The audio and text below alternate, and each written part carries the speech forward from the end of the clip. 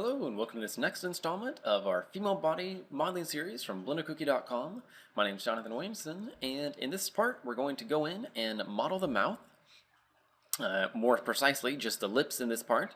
We're not going to be worrying about the interior of the mouth just yet, but fret not in the case that you're hoping for that, because we definitely are later on in the series going to go through and model the interior of the mouth, kind of when we go through and do the final touches and whatnot. But for the time being, I want to go ahead and just focus on all of the exterior surface details so that we can get a more complete model that then will be ready to use for basically any purpose, and then we'll go in and do the interior of the mouth and whatnot, after we've got the complete exterior model. This way, for those of you that don't need the interior of the mouth, you won't need to cover it. So, going right into edit mode, let's go ahead and I'm going to start by selecting these two vertices, and basically I'm just going to extrude these down and extrude these ones up, and then I'll extrude these over to extrude the mouth. And I might actually, before doing that though, go ahead and select this entire loop and just hit E to extrude, right click, and then I'll scale this down just a little bit. Maybe I'll scale it down along the Z axis as well by hitting S and Z.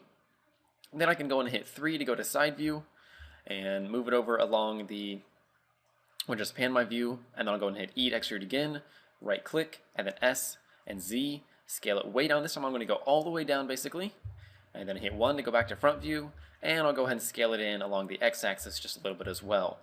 Now what I want to do is go ahead and shape just these vertices here on the inside, and I'm just going to shape them one by one by right clicking and then moving it around.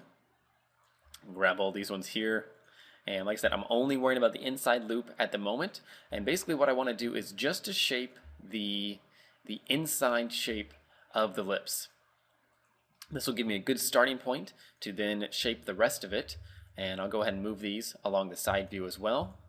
So I'll just grab all these, pull them in, grab this one here, take it in around that, somewhere in that range.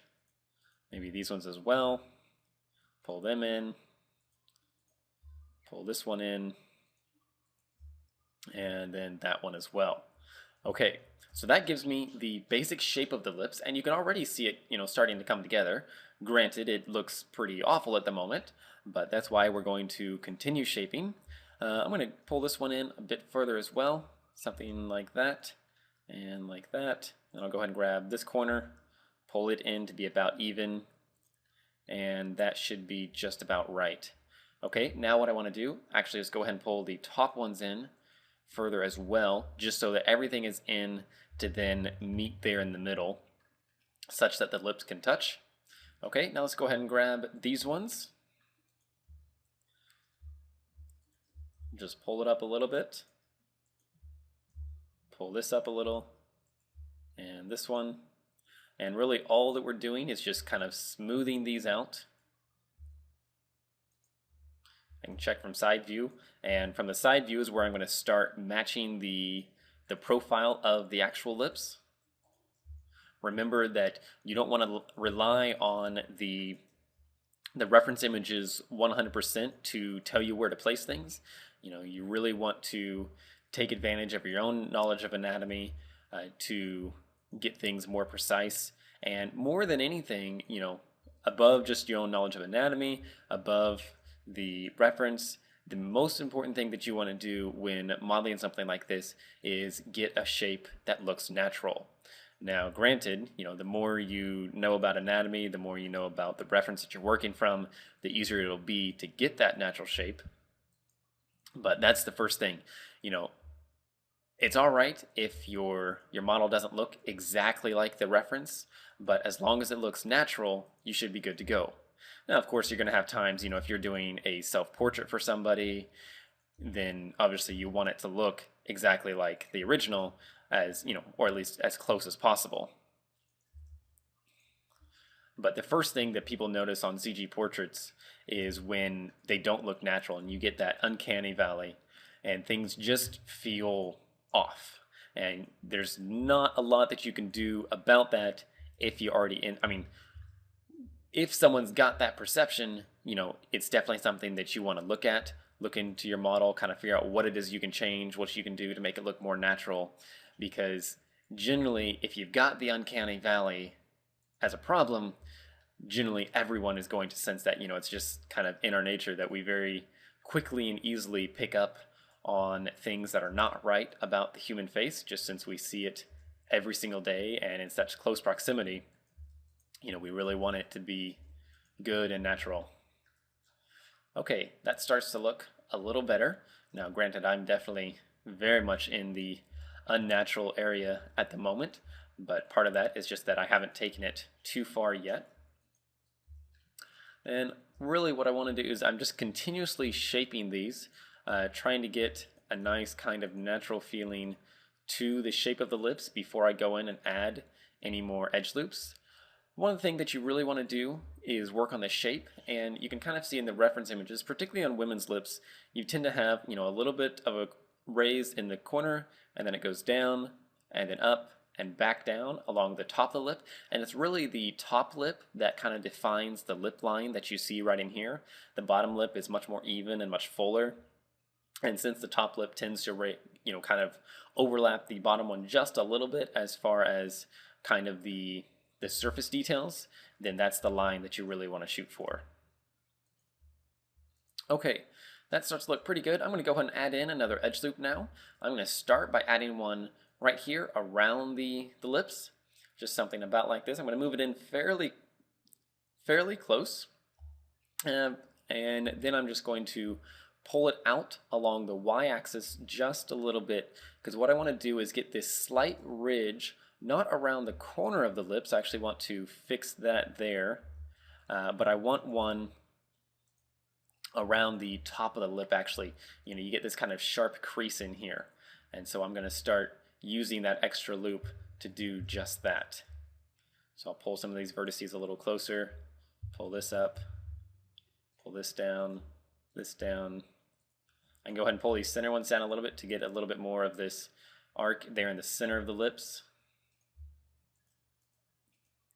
I'll go ahead and pull these out just a bit more.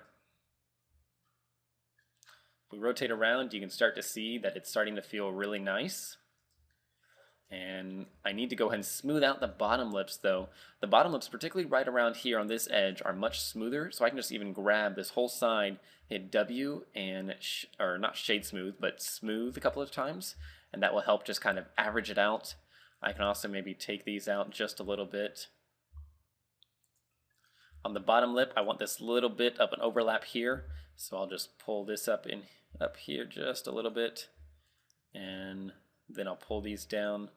I'll maybe pull the center vertex up just a little bit more, so you get a little bit more of that effect in there.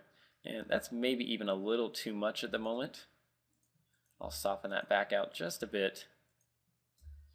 Okay, now what I want to do, that's starting to look pretty good. I'm going to add in one more loop right around here. I'll go and slide it in just a bit.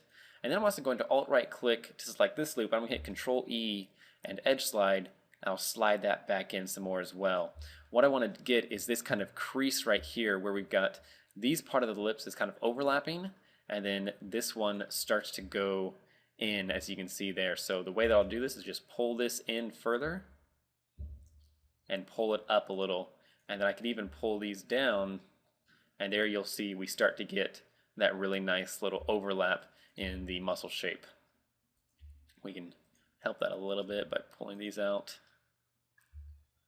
Okay, that starts to look pretty good.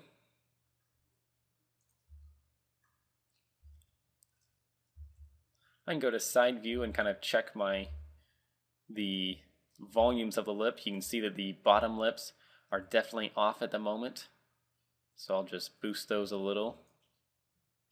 I can select all the right ones, maybe just pull that up, something like that. The bottom lip also tends to have more volume right in here around the top than it does right in the middle, and so we can give that little bit of an arc in there, kind of help with the shape. And you can see that's actually starting to look pretty good. I want to go ahead and be sure to check my proportions though. With the lips, the corner of the mouth should come right about to the edge of the pupil, and so you can see that's pretty close there, pretty close. Looks pretty good actually. And so what I want to do is I also want to check it from the side view. I'm just going to grab one of these corner vertices. I'm going to hit O to bring up my proportional editing tool. And then I'm just going to pull the whole thing down just a little bit. Maybe give her just a tiny bit more smile in there. And granted, it's kind of hard to tell exactly how it looks at the moment due to not having anything else around the lips.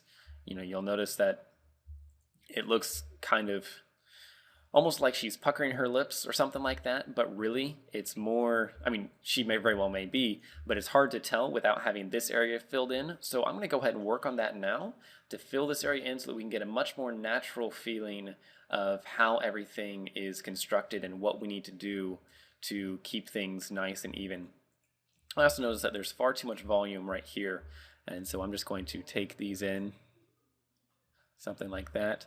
I'm also going to take this back a little and also grab the corner vertices here, pull them forward.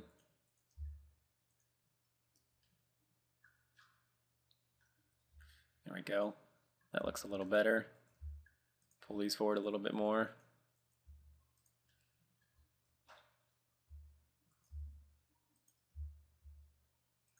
Okay, yeah, like I said, let's go ahead and fill the surrounding area in real quick. And so I'm going to start by, I'll add in another edge loop right here, slide that down, and then I'll fill in those edges.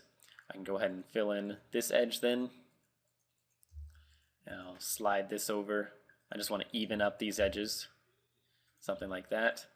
Then I'll fill this, and I will fill that. And then you can see that I'm going to need another edge loop coming through here, so I'll add in one more and go ahead and fill this. Okay, and something that you tend to notice is that I've got this kind of nasty pinch right in there, and there's not an easy way, this is the thing that I'm talking about, there's not a real easy way to fix that except by adding in another edge loop right here. So I'll do just that. And this actually gives me a lot more control over the corner of the mouth. I can go ahead, maybe I'll just select these entire two loops, deselect these ones down here, and I'll hit W and smooth a few times just to really smooth those out. Maybe pull it up a bit more. And that starts to look okay. But then what I want to do is I'm going to grab, say, these ones here, pull them back. I'm going to grab this whole corner, I'm going to hit W, smooth just a couple of times. And what I want to do is just kind of bring these in a little bit more.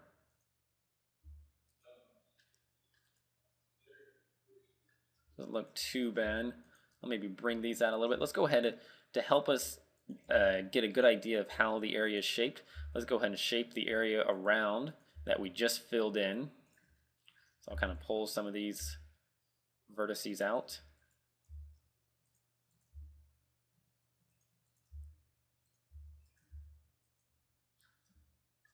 Okay. And that starts to look a little bit better. Maybe these need to come out a little more.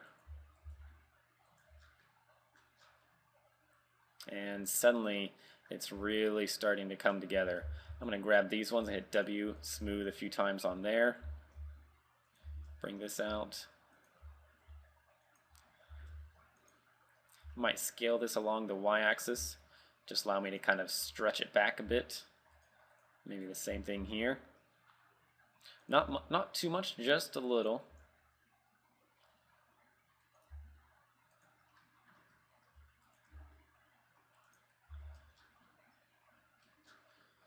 Okay, there we go. Now you can see it's really kind of starting to come together. One thing I might do is go ahead and add in, say, one more edge loop right in here. That will really allow me just to kind of sharpen up the lips. And particularly on the top lip, it really gives that extra little crease right in there. Also helps kind of separate what is kind of the lip flesh from the regular skin. And I can maybe help that a little bit more by smoothing that out just a little bit there.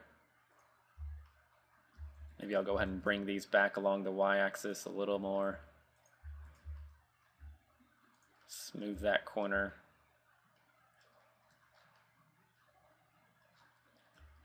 And on the whole bottom lip, I may even go ahead and deselect or select that entire loop, then deselect the top portion of it, and go ahead and hit Control E, edge slide just a bit, because the bottom lip should always be a little softer than the top lip. There we go, give it that little bit of extra crease in there. Maybe I'll add just a little bit more volume to the bottom lip. And that's really starting to look pretty good. I want to get a little bit more volume in the top lip from this section right here. And what I'm going to do is I'm going to go ahead and add in another edge loop. One thing that I want to try and do is to keep the number of edge loops consistent through here. And so you'll notice the top lip has 1, 2, 3, 4, 5, and then 6 at the corner, and then the bottom one's got 1, 2, 3, 4, 5. So I'm going to go ahead and slide these around a little bit. I'll first grab that one, slide it in, then I'll grab this one and slide it in, and then I'll go ahead and add in one more right there, which then I can maybe pull down a little, scale along the z-axis just a little bit. Maybe I will bring this down, scale along the z-axis. There we go. Maybe I need to bring these up just a bit. There we go. That one just helped me keep a more even mesh. More than anything, it's good practice just to make sure you're focusing on your topology at all times. But it also helps when rigging to get consistent deformations across the face. If your mesh is consistent, it'll be a little easier to do that, just because weight painting will be a lot easier for one. Angela Guillemette, the artist that modeled Sintel on Sintel in the Durian project, she talks about a lot. She's got a free YouTube channel that has some pretty excellent topology tutorials on it, and that's one thing that she talks about a good bit is keeping all your mesh lines really even and evenly distributed throughout your entire mesh so that you can keep things nice and consistent. And that starts to look really good. So I'm going to go ahead and leave the lips there for the time being, but just while we're at it, and since we've got a little time, I'm going to go ahead and connect this to the bottom of the face right down here. So first I can say I just need to add another edge loop there. Go in here. I'm also going to hit Control Tab, go to Edge Mode, just because it makes filling in the faces a lot quicker. I can still add in edge loops very easily, and that connects very nicely like that. I'll go ahead and grab this whole area, pull it down, grab this area, pull it down. I'm going to add in 2 more edge loops in here, keep things nice and even. Pull this down in here, make that about like so.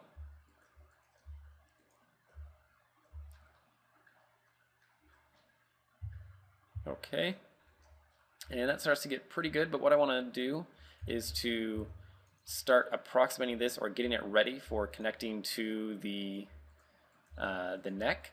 And so if I just kind of spread these out a little bit and rotate, get a little bit of a circle in there, that will kind of help with that process. We don't need to do too much, but just a little bit will help. I can also maybe edge slide that down a little just to even up my edge loops, bring that out a little bit more. And that starts to look pretty darn good. You notice we've got this crease in here that's following the muscle flow just about perfectly. I could go ahead and connect some of these areas, which maybe I'll go ahead and do that. If I were to say fill that, I would need to fill it to right there, but I'm thinking that I may want to add in another edge loop to the eye so that that stays nice and even. So I may not want to do that just yet, just because I don't really know how things are going to connect all throughout. Well, actually, I feel like this should connect right in there. So what I'll do is select this edge loop. I'm going to hit Control E and edge slide, and I'll add in one more loop right there. Then I can grab both of these, and I'll pull them out along the y-axis just a little. I might pull this one in along the y-axis. There we go. Maybe I'll select these and deselect those in there, and that, and that. Slide that over just a bit. Slide that over. Just kind of evening things out. Okay, select all these, and then deselect up to that point. So I can slide that over. Same thing right here.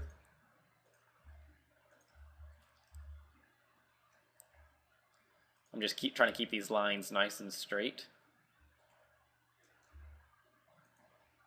Okay, there we go. And something I'll do is, make sure these loops are consistent across as well. But now I can go ahead and add in a loop right here. Even that out. Maybe I'll bring these down a little bit just to kind of help distribute the vertices. And something I'll also do to even this out as well is I will slide down this edge loop along with this edge loop and then add one more in the center there, such that I can now add one more loop in here to even this flow out. So then I'll connect that, add in a loop right here. From the side view, I'll go ahead and pull that out. Then I can maybe pull this edge down, keep a nice even flow through here.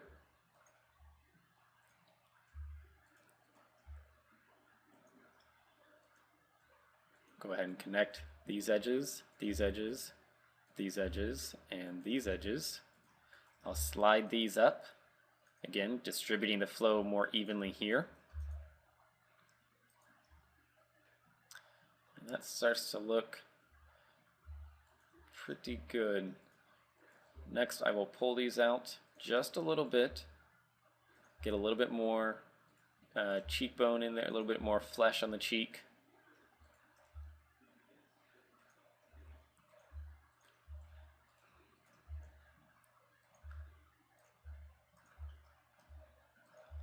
Make sure this is nice and even throughout there. Pull that down.